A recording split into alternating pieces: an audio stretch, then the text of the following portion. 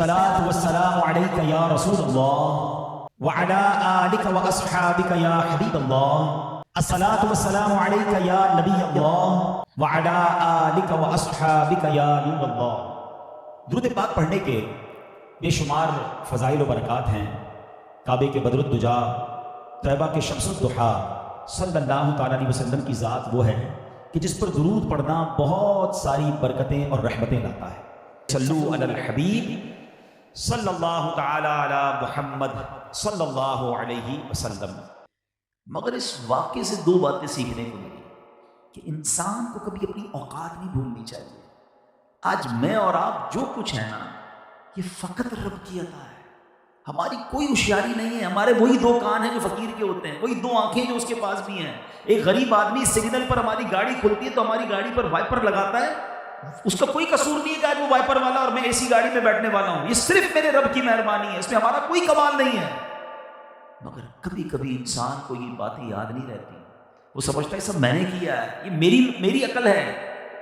نہیں جناب، اگر ہوشیاری سے ہی پیسے ملتے ہوتے، عقل سے پیسے ملتے ہوتے تو سارے دنیا کے پروفیسر اربوں پتی ہوتے. ایسا نہیں ہے. پیسہ عقل ہوشیاری سے نہیں، مقام عقل ہوشیاری سے نہیں، اللہ کی عطا ہے. جس کو رب چاہے عطا فرمائے. وَتُعِزُّ مَن تَشَاءُ وَتُذِلُّ مَن تَشَاءُ. اور ایک اور بات یاد رکھنی ہے کہ یہ رب جب چاہے واپس بھی لے سکتا ہے. یہ جب اسی نے دیا ہے تو پھر تو میرے ہاتھ میں کچھ بھی نہیں ہے نا. جو جتنا شکر ادا کرتا ہے، جو جتنا اللہ کا احسان مانتا ہے، جتنا ڈاؤن ٹو ارتھ رہتا ہے، اس کی نعمتیں، اس کی رحمتیں اتنی بڑھتی ہیں.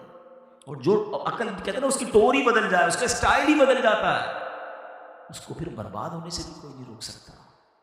اور یہ نعمتوں میں اضافے کا فارمولہ بھی یہی ہے. اللہ نے قرآن میں فرمایا لَإِن شَكَرْتُمْ لَأَزِيدَنَّكُمْ. تم میرا شکر ادا کرو، میں تمہیں اور عطا کروں. سبحان اللہ. یعنی اگر ہم چاہتے ہیں کہ یہ کنٹینیو رہیں، اس کو زوال نہ ہو، یہ ہماری نعمتیں چھن نہ جائیں، تو اس کا فارمولہ یہی ہے کہ شکر ادا کرتے رہیں. مالک کی تیری عطا ہے، تیری مہربانی ہے.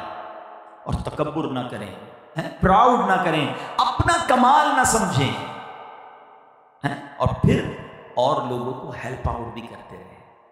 اچھا، اس میں جو ہے نا ایک اور کمال کی بات پتہ ہے کیا ہے کہ نارملی ہم کہتے ہیں، ہمیں سب کو پتا ہوتا ہے کیا شکر کرنا چاہیے، لیکن شکر جو ہے نا اس کا ایشو یہ ہے کہ ہم سمجھتے ہیں صرف زبان سے ہی شکر ہوتا ہے. یا اللہ تیرا شکر، یا اللہ تیری مہربانی.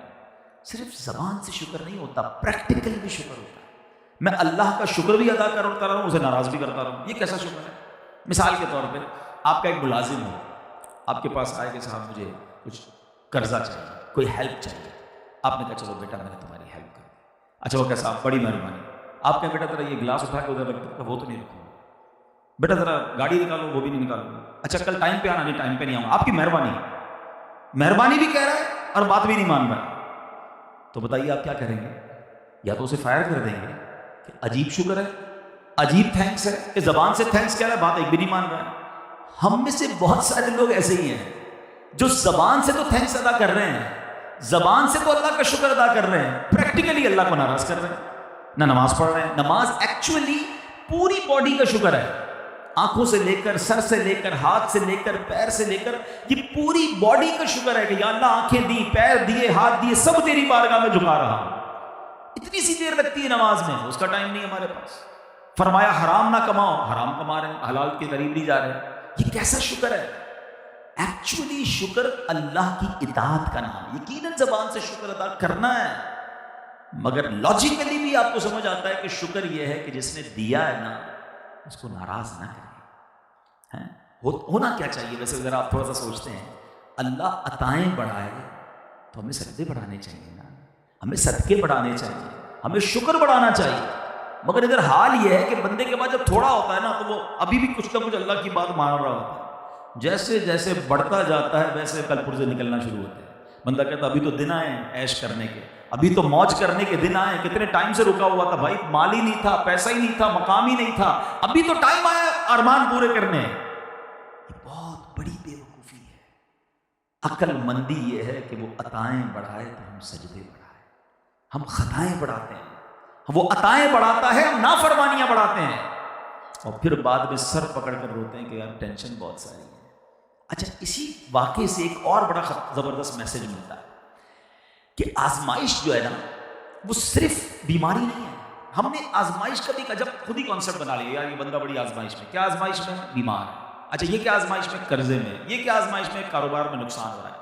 یقیناً یہ آزمائش ہے، لیکن آزمائش صرف یہ نہیں ہے، آزمائش نعمتیں دے کر بھی کی جاتی ہے. ان تینوں کے ساتھ کیا ہوا تھا؟ ان کو تو دیا، جو مانگا وہ دیا نا اللہ نے، اور یہی تو چیکنگ تھی. ہم میں سے ہو سکتا ہے یہاں کوئی بیچارہ بیماری میں، اللہ کرے نہ ہو، بیماری میں نہیں ہوگا، یا کسی قرضے میں نہیں ہوگا، کسی بزنس پرابلم میں نہیں ہوگا. ہم سمجھ رہے ہیں ٹھیک ہے، ہمیں جو اتنی ساری نعمتیں دی گئی ہیں نا، یہ بھی آزمائش ہے. یہی تو چیکنگ ہو رہی ہے کہ دے رہے ہیں تو فرما بردار بن رہا ہے یا نافرمان بن رہا ہے.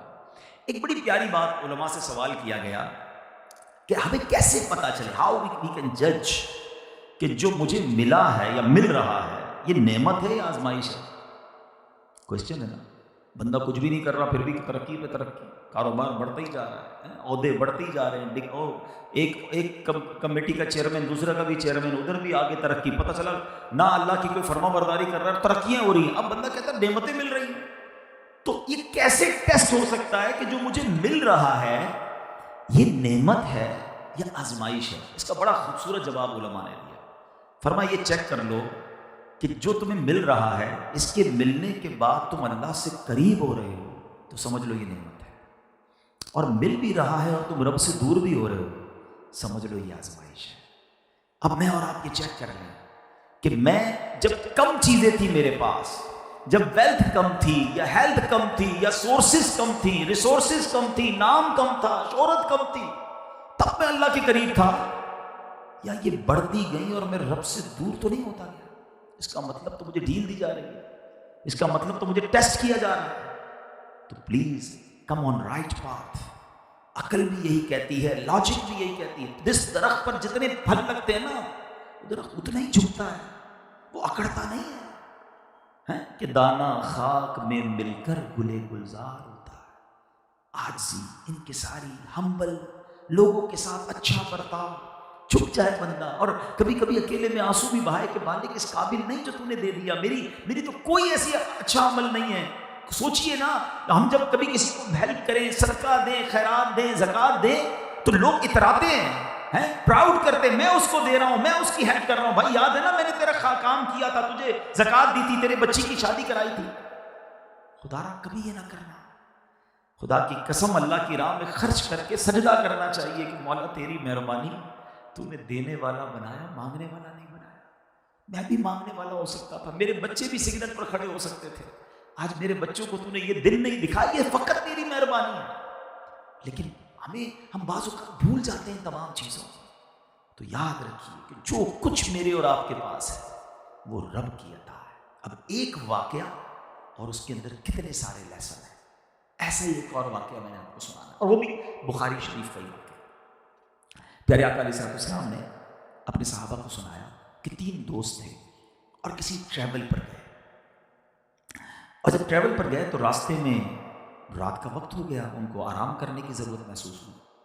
تو اب آج کل تو ہم راستے میں کہیں آرام کرنا ہو تو ہوٹل موٹلز بہت ساری چیزیں ہوتی ہیں، بندہ گاڑی بھی روک کے آرام کر لیتا ہے. اس زمانے میں تو ایسا نہیں تھا.